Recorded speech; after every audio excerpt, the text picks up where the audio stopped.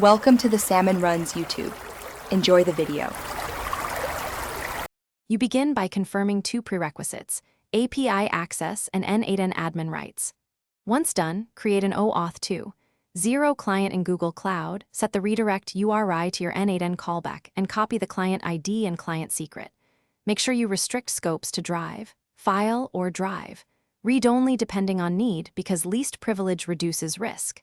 Now switch to N8n, open Credentials, select Google Drive, and click the OAuth flow. This starts the authorization handshake you'll complete next. In N8n, paste the client ID and client secret into the Google Drive credential form, then initiate the OAuth authorization. You will be redirected to Google. Choose the account and accept the scopes.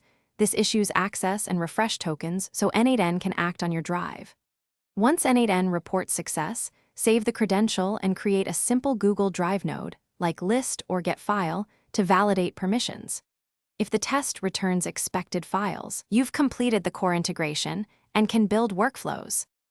Finalize by configuring refresh token handling in N8n so long-running workflows retain access.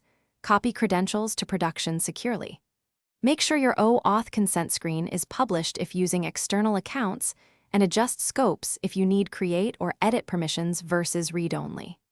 If something goes wrong, first confirm the redirect URI matches exactly. Then review OAuth consent settings and N8n logs for token or permission errors. These are the usual culprits. Reauthorize after fixes, and your drive-linked workflows should run reliably.